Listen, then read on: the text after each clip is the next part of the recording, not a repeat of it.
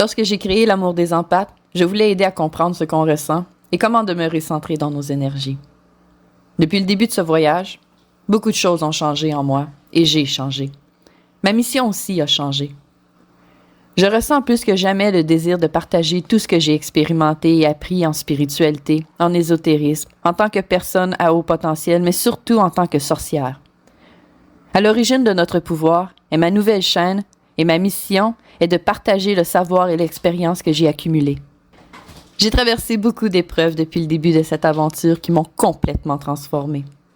J'ai hâte de voir comment les défis à venir vont me métamorphoser à leur tour et de partager cette aventure avec vous.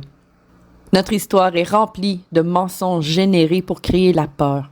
Et à cause de cette peur, beaucoup d'informations pertinentes sont littéralement ignorées. Pourtant, ce sont ces mêmes informations que les canaux canalisent et transmettent pour vous guider.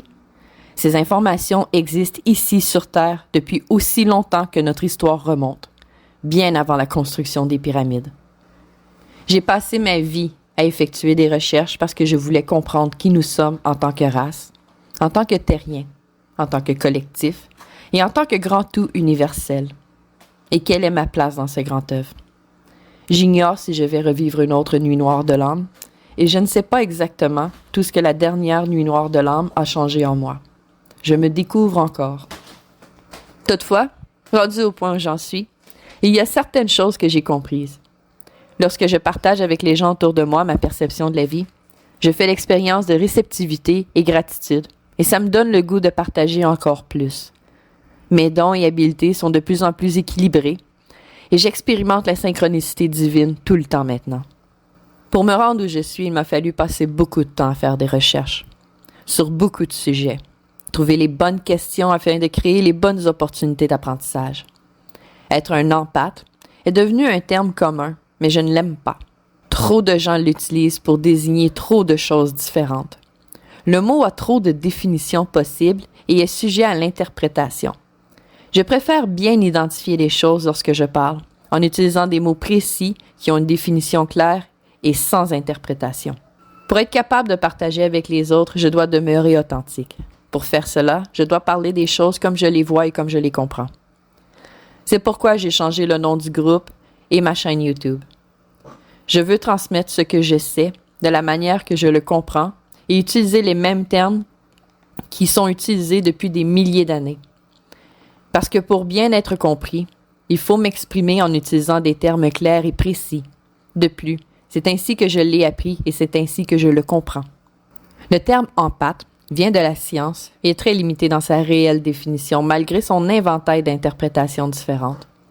En ésotérisme, un empathe est un être qui possède des dons de clairsentience. La science a repris le terme et créé des examens pour déterminer si nous sommes empathes ou pas. C'est pourquoi je préfère des termes tels que clairsentient, clairvoyant, clairaudient et intuitif. Les auras, les chakras, le chi, la magie, les étoiles, les plans, les dimensions, l'ascension. La clairsentience, c'est l'habilité de ressentir les énergies et vibrations émanées par les émotions des autres. La clairvoyance, c'est l'habilité de voir les choses cachées que les autres ne perçoivent pas. La clairaudience, c'est l'habilité d'entendre les êtres invisibles et les choses que les autres ne perçoivent pas. L'intuition, c'est l'habilité de percevoir ce qui est à venir, ce qui nous affecte et plus encore. C'est l'habilité de savoir les choses que les autres ne savent pas. J'ai aussi recommencé à faire des vidéos et à m'occuper de mon site pour publier ces articles. Je ne regrette bien sûr pas du tout d'avoir pris le temps dont j'avais besoin pour vivre ma nuit noire de l'âme et guérir. Mais je suis contente de recommencer à partager avec vous. Merci d'avoir écouté mon vidéo d'aujourd'hui. Je vous invite à appuyer sur le bouton j'aime et à vous abonner pour ne rien manquer de mes futures publications. Pour plus de contenu, vous pouvez aller sur mon site. Le lien est dans la description ci-dessous. Je vous envoie plein d'amour et de joie. Soyez bénis.